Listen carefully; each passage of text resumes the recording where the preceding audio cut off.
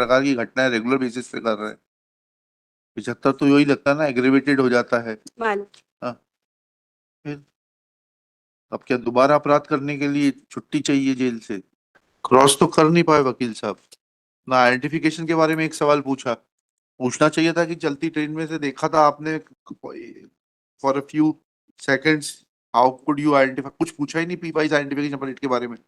वकील साहब ही कन्विक्शन कराने के लिए वो कर रहे हैं, क्या करें? पहले मेमोरेंडम होता है, उसके बाद सामान की जब्ती होती है, तब गिरफ्तारी होती है। गिरफ्तार करके हमको फिर सेकंड मेमोरेंडम पंचनामे से बनाया गया मालूम। आइडेंटिफिकेशन के बारे में कुछ पूछा ही नहीं मैडम। मालूम पुलिस वकील साहब को अगर नहीं आता था क्रॉस करने के लिए तो आपको बुलवा लेते, कुछ पूछा ही नहीं। He should have started with identification of the accused कि चलती ट्रेन में वो कूदा है तो उसका आइडेंटिफिकेशन कितने दिनों बाद कैसे हो गया? My lord this is first bail application जी conviction under section 392 read with section 75 life imprisonment and 5,000 rupees fine. जी Can I read मालूम? हाँ प्लीज पढ़िए।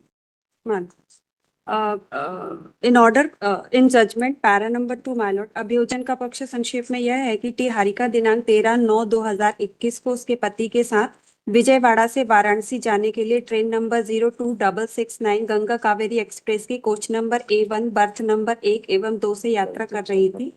जब उनकी रेल मदन महल के आउटर पर रुकी तब 40 साल का एक आदमी उसकी सीट के पास आकर खड़ा हुआ। टी हारिका ने गले में 15 ग्राम का सोने का मंगलसूत्र और एक चांदी की चेन पहनी हुई थी, जिसे खींचकर और गले 75 तो इसलिए लगा कि आपका क्रिमिनल इतिहास से आप ये इस प्रकार की घटनाएं रेगुलर बेसिस पे कर रहे हैं। 75 तो यही लगता है ना, एग्रीवेटेड हो जाता है। मालूम। हाँ, फिर अब क्या दोबारा अपराध करने के लिए छुट्टी चाहिए जेल से? नहीं माय लॉर्ड, हाँ, इसमें जो जब्ती बताइए, आइडेंटिफिकेशन बताइए। माल एक्टिविट P22, एक्टिविट P23। 22 में एक्यूज्ड को पहचाना है, 23 में ऑर्नामेंट पहचाना है। मान लो टी हारिका ने जो हैंड रिटन रिपोर्ट की है मान लो वो एग्जिबिट P18 है मान लो। हाँ फिर मतलब रेलेवेंट पैरा पढ़ रही हूँ। Last 4th line my Lord, मेरे गले से चेन खींचकर चलती गाड़ी से कूदकर भाग गया, सोने का मंगलसूत्र करीब 15 ग्राम, आधा खींचकर मेरे गले से वह चांदी की चेन, कीमत लगभग 52,000 रुपए। मान लो ये यहाँ पर बता रही हैं कि करीब 52,000 रुपए का, मतलब 15 ग्राम की चेन जी और चांदी की चेन। हाँ और माय लॉर्ड जो जब्ती हुई है माय लॉर्ड, हाँ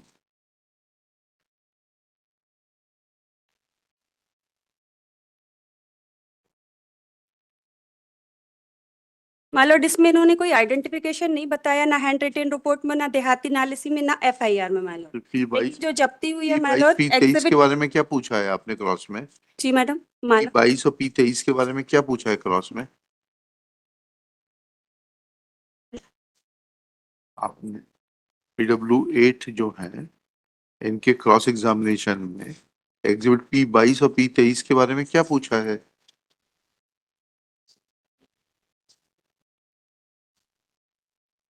PW8 जो है हारिका, हम्म। उससे साहब पूछ रहे हैं कि आपने जो वो TIP हुई है उसके बारे में क्या पूछा?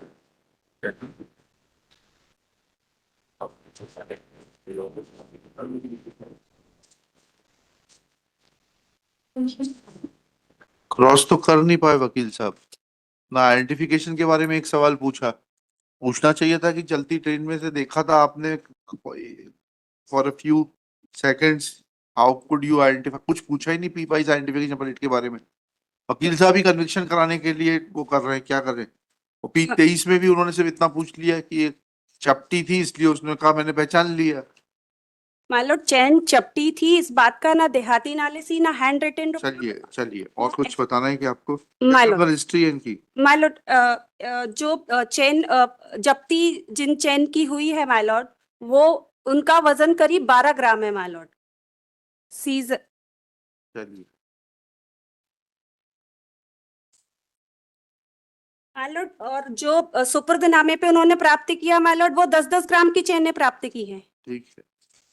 माइलॉर्ड। 70,000 रुपए की कीमत की जब्ती हुई है और 52,000 की उनकी चोरी हुई है माइलॉर्ड, और उन्होंने 10-10 ग्राम 20 ग्राम की चेनें प्राप्त की हैं सुपुर्दनामे में जी जी। माइलॉर्ड। मेमोरेंडम के अनुसार इनको कुछ भी नहीं मिला, देन सेकंड मेमोरेंडम लिखवाया। पहले मेमोरेंडम होता है, उसके बाद सामान की जब्ती होती है, तब गिरफ्तारी होती है। गिरफ्तार करके हमको फिर सेकंड मेमोरेंडम पंचनामे से बनाया गया माइलॉर्ड। जी। और कुछ? माइलॉर्ड, न्यायालय में प्रोड्यूस भी नहीं की गई है चेन माइलॉर्ड। क्रिमिनल हिस्ट्री क्या है इनकी? आपने कुछ पूछा ही नहीं ना। वकील साहब, इंद्रजीत यादव कौन है वकील साहब?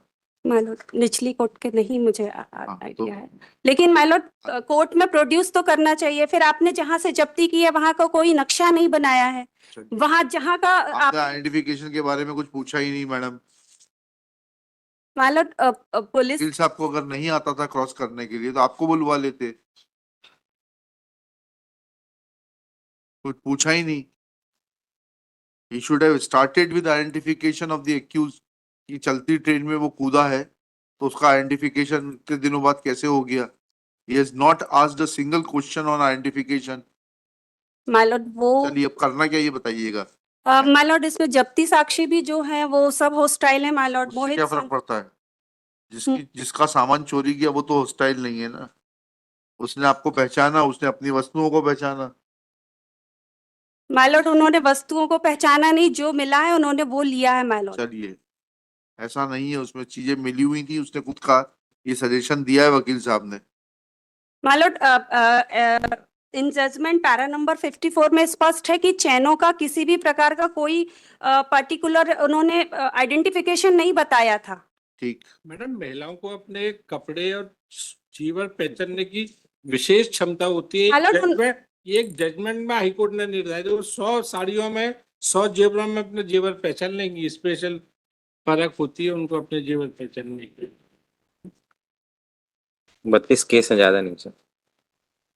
32 अभी तो नहीं छोड़ रहे मैडम, अब आपको बताइए विड्रॉ मेरिट पर चाहिए कि क्या करना है। विड्रॉ मान हाँ, Shrimati Sarita Kochal, after arguing at length and in view of the fact that there is no effective cross-examination on identification of the appellant and identification of the stolen goods, prays for withdrawal of the IA 1762/25. Accordingly, it is dismissed as withdrawn. वे कितने दिन हुए? 2 साल हुए हैं इनको। 3.5 साल से ऊपर हो गए। साला ठीक है, थोड़े दिन और रहने दीजिए। कुछ तो कमी आई होगी मदन महल स्टेशन पर।